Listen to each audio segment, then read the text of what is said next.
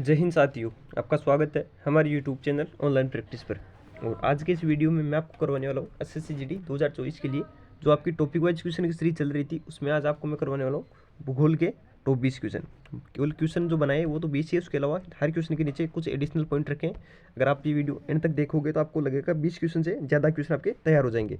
अगर आपको इस वीडियो की पीडीएफ चाहिए तो वीडियो के डिस्क्रिप्शन में टेलीग्राम चैनल का लिंक दिया हुआ है, वहाँ से जाकर टेलीग्राम चैनल ज्वाइन कर लेना। वहाँ पर मैं आपको उसकी पीडीएफ प्रोवाइड कर दूँगा।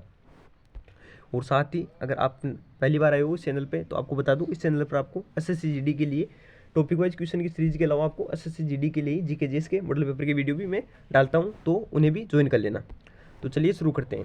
आज की वीडियो का आपका पहला क्वेश्चन है, कौन सी रेखा भारत को लगभग 2 बराबर हिस्सों में बांटती है? इसका आपके आंसर हो जाएगा ऑप्शन सी, कर्क रेखा। कर्क रेखा लगभग भारत को 2 बराबर हिस्सों में बांटती है। अब इस कर्क रेखा से रिलेटेड कुछ इंपॉर्टेंट पॉइंट्स बता देता हूँ आपका। कर्क रेखा का अक्षांश कौन सा है? तो 23.5 डिग्री, जिसे अगर डिग्री में देखा जाए या तो 23.5 होगा या ऑप्शन में हो सकता है आपके 23 से 30 डिग्री। कर्क रेखा भारत के कितने राज्यों से निकलती है? ये इंपॉर्टेंट है। कर्क रेखा भारत के 8 राज्यों से आपके गुजरती है। भारत के 8 राज्य जहाँ से कर्क रेखा निकलती है, ये राज्य कई बार पूछ लिए जाते हैं। ये क्वेश्चन इस प्रकार से बनता है आपके, निम्न में से किस राज्य से कर्क रेखा नहीं गुजरती है या कर्क रेखा गुजरती है? 3 ऑप्शन अलग दे देगा, एक आपका सही आंसर दे देगा। तो देख लीजिए, गुजरात, राजस्थान, मध्य प्रदेश, छत्तीसगढ़, झारखंड, त्रिपुरा, मिजोरम, पश्चिम बंगाल। ये भारत के 8 राज्य हैं जहाँ से कर्क रेखा गुजरती है। अगला क्वेश्चन देखते हैं। अगला क्वेश्चन आपके क्वेश्चन नंबर 2, भारत का क्षेत्रफल विश्व के क्षेत्रफल का कितना प्रतिशत है? यहाँ पर गलत दिया हुआ, ऑप्शन ए में था आपके 2.42%, ये आपके ऑप्शन ए में दिया था। तो जो भारत का क्षेत्रफल है ये विश्व के क्षेत्रफल का, ये मैंने पहले बता दिया, 2.42% है। ये कई बार पूछा जाता है। और जो भारत की 2011 की जनगणना के अनुसार जनसंख्या है वो विश्व की जनसंख्या की कितनी परसेंट है? तो 17.5% विश्व की जनसंख्या का परसेंट भारत में है। अब देख लीजिए, इससे रिलेटेड कुछ एडिशनल पॉइंट, जैसे मैंने शुरू में कहा था क्वेश्चन 20 है, लेकिन उसके अलावा हर क्वेश्चन के नीचे कुछ एडिशनल पॉइंट रखे हैं मैंने। भारत का कुल क्षेत्रफल कितना है? 32,87,263 वर्ग किलोमीटर भारत का कुल क्षेत्रफल है। क्षेत्रफल के हिसाब से भारत का विश्व में कौन सा स्थान है? तो क्षेत्रफल के हिसाब से भारत का विश्व में 7वां स्थान है। क्षेत्रफल की दृष्टि से भारत से 6 बड़े देश कौन से हैं? अब देख लीजिए, क्षेत्रफल की दृष्टि से विश्व का सबसे बड़ा देश कौन सा है? रूस। रूस के बाद आपकी कनाडा, चीन, संयुक्त राज्य अमेरिका, ब्राजील और ऑस्ट्रेलिया। ये भारत से पहले 6 बड़े देश है और भारत का क्षेत्रफल के हिसाब से विश्व में 7वां स्थान है। और जनसंख्या के स्थान पर जनसंख्या के हिसाब से भारत विश्व में, एक 2023 में रिपोर्ट आई थी, उसके हिसाब से भारत जनसंख्या के हिसाब से चीन को छोड़कर पहले नंबर पर आ गया है। अगला क्वेश्चन देखते हैं।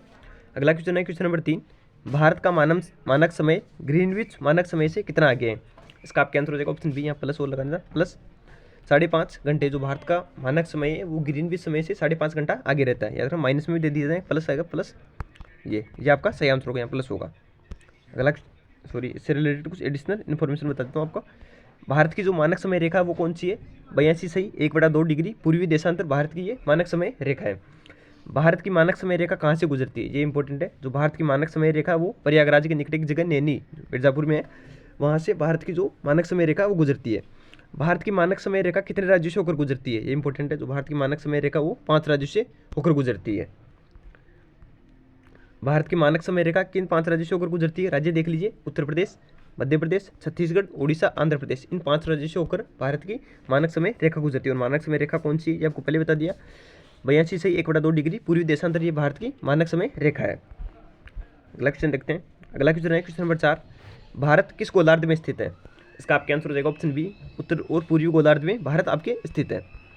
अब देख लीजिए, जो भारत है, भारत अक्षांशीय दृष्टि से उत्तरी गोलार्ध में तथा देशांतर दृष्टि से पूर्वी गोलार्ध में स्थित है। और आपको इसमें ऑप्शन में मैंने अक्षांतर और देशांतर वाला दोनों एक साथ मिलाकर बता दिया। अगर अलग अलग पूछा जाए आपको, भारत अक्षांशीय दृष्टि से किस गोलार्ध में है, तो भारत अक्षांशीय दृष्टि से उत्तरी गोलार्ध में स्थित है। और देशांतर दृष्टि से भारत पूर्वी गोलार्ध में स्थित है। दोनों साथ भी पूछा जा सकता है, आपके अलग अलग भी पूछा जा सकता है। अगला क्वेश्चन देखते हैं आपके। अगला क्वेश्चन आपके क्वेश्चन नंबर 5, भारत का उत्तर से दक्षिण तक विस्तार कितना है? ये इंपॉर्टेंट विस्तार वाले क्वेश्चन कई बार पूछ ले जाते हैं। इसका आपके आंसर हो जाएगा ऑप्शन ए, 3,214 किलोमीटर भारत का उत्तर से दक्षिण तक का विस्तार है। भारत का पूर्व से पश्चिम तक का विस्तार कितना है वो भी इंपॉर्टेंट है। अब देख लीजिए, इसमें बता देता हूँ। भारत का उत्तर से दक्षिण तक जो हो गया आपके 3,214 किलोमीटर। भारत का पूर्व से पश्चिम तक कितना विस्तार है? तो भारत का जो पूर्व से पश्चिम तक विस्तार है वो आपके 2,933 किलोमीटर। स्थलीय सीमा की लंबाई भी कई बार पूछी जाती है। भारत के कुल स्थलीय सीमा की लंबाई कितनी है? तो 15,200 किलोमीटर भारत की कुल स्थल सीमा की लंबाई है। भारत की कुल तटीय भाग की लंबाई कितनी है? तो 7,516.6 किलोमीटर भारत की कुल तटीय भाग की लंबाई है। भारत के मुख्य भूमि के तटीय भाग यानी प्रायद्वीपीय भारत की लंबाई, जो प्रायद्वीपीय भारत बना हुआ है नीचे, उसकी लंबाई कितनी है? तो 6100 किलोमीटर उसकी आपके टोटल लंबाई है। ये जो एडिशनल पॉइंट है तीनों इंपॉर्टेंट याद रखना। एक तो विस्तार पूछा जाता है, कुल स्थलीय सीमा की लंबाई पूछी जाती है, दो ये तो नहीं पूछे जाते इतने, लेकिन ये दोनों जरूर पूछे जाते हैं आपके। अगला क्वेश्चन देखते हैं। अगला क्वेश्चन है क्वेश्चन नंबर 6, दक्षिण भारत की गंगा किस नदी को कहते हैं? इसका आपका आंसर हो जाएगा ऑप्शन बी, कावेरी नदी। कावेरी नदी को दक्षिण भारत की गंगा के नाम से जाना जाता है। अब ये देख लीजिए, ये जो दोनों क्वेश्चन है इंपॉर्टेंट क्वेश्चन है, कंफ्यूज वाले क्वेश्चन है। दक्षिण भारत की गंगा के नाम से किस नदी को नाम से जाना जाता है? तो दक्षिण भारत की गंगा के नाम से कावेरी नदी को जाना जाता है। गोदावरी नदी को बोला जाता है दक्षिण गंगा, याद रखना। दक्षिण गंगा पूछा जाए तो गोदावरी नदी होगा, और दक्षिण भारत की गंगा बोला जाए तो आपकी कावेरी आंसर होगा। अगला क्वेश्चन है क्वेश्चन नंबर 7, अलकनंदा एवं भागीरथी कहाँ मिलकर गंगा नदी बनाती है? इसका आपका आंसर हो जाएगा ऑप्शन सी, देवप्रयाग। देवप्रयाग में अलकनंदा और भागीरथी दोनों ये जलधाराएं ये मिलकर गंगा नदी का निर्माण करती है। आपको उल्टी तरीके से पूछा जा सकता है, निम्न में से कौन सी दो जलधाराएं गंगा नदी का निर्माण करती है? तो अलकनंदा तथा भागीरथी दोनों मिलकर गंगा नदी का निर्माण करती है आपके। अब देख लीजिए गंगा नदी का उद्गम कहाँ से होता है? उत्तराखंड के उत्तरकाशी जिले में गोमुख निकट गंगोत्री हिमनद से जो देवप्रयाग में भागीरथी और अलकनंदा मिलती है, उसके बाद संयुक्त धारा गंगा नाम हो जाता है। कहाँ से निकलती है? ये गंगोत्री हिमनद से निकलती है, और देवप्रयाग में ये दोनों मिलकर गंगा नदी का निर्माण कर देती है। अगला क्वेश्चन है क्वेश्चन नंबर 8, डंकन दर्रा कहाँ स्थित है? इसका आपका आंसर हो जाएगा ऑप्शन डी, अंडमान और निकोबार द्वीप समूह में आपके डंकन दर्रा स्थित है।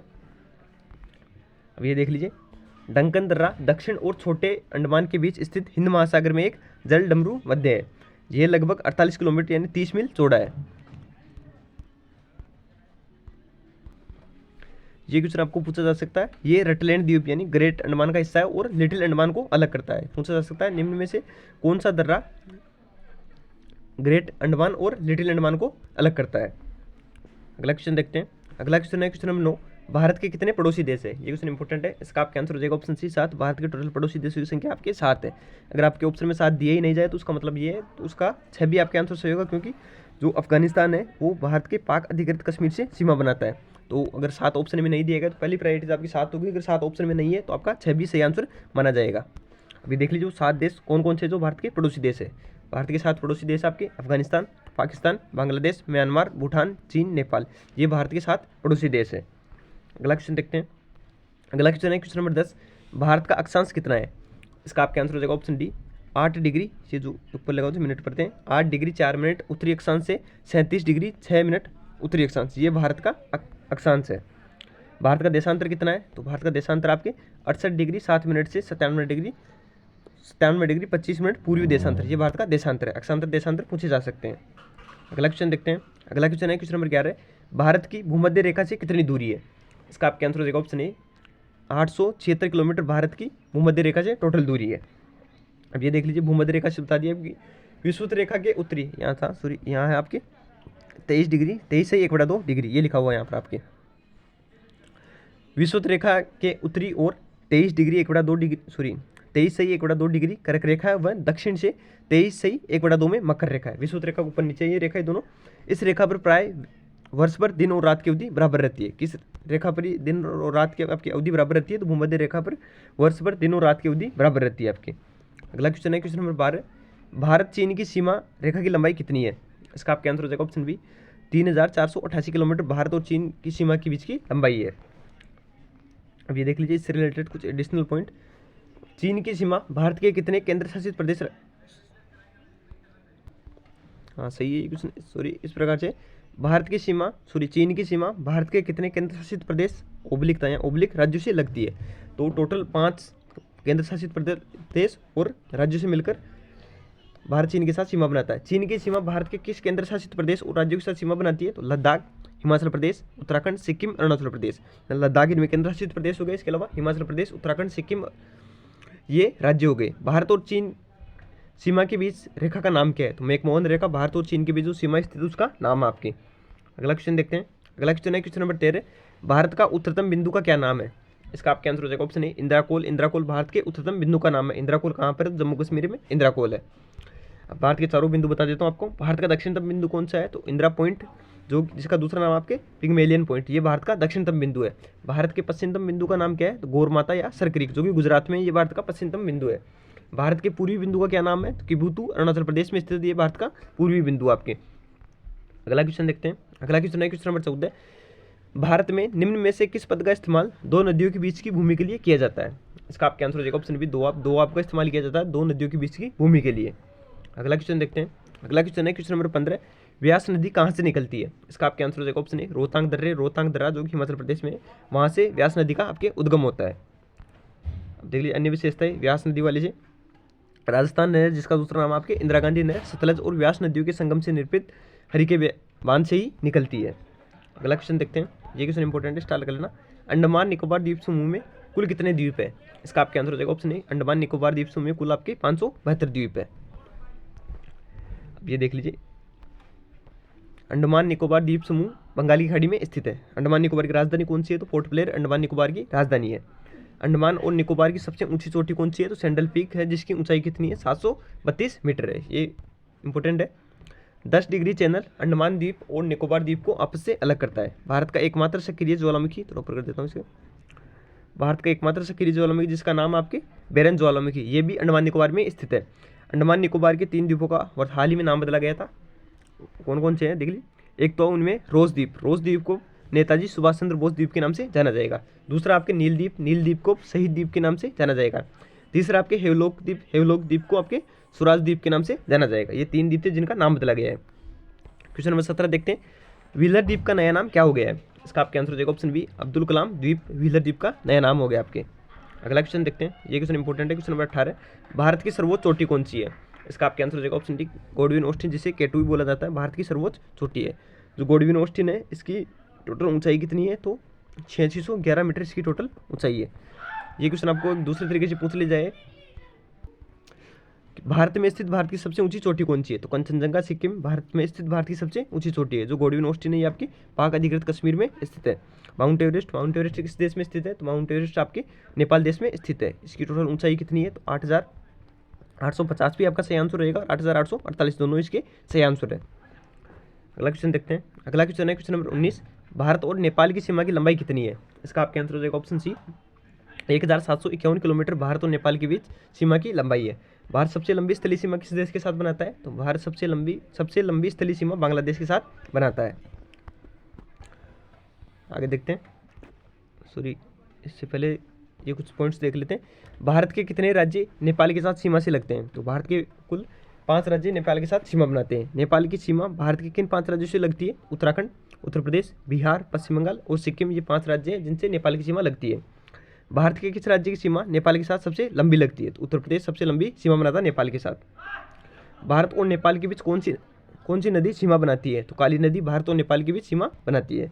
आज की वीडियो का आखिरी क्वेश्चन देखते हैं, क्वेश्चन नंबर 20, किस स्थान पर बंगाल की खाड़ी, अरब सागर तथा हिंद महासागर मिलते हैं? इसका आपका आंसर हो जाएगा ऑप्शन बी कन्याकुमारी तमिलनाडु में बंगाल की खाड़ी, हिंद महासागर और अरब सागर आपस में मिलते हैं।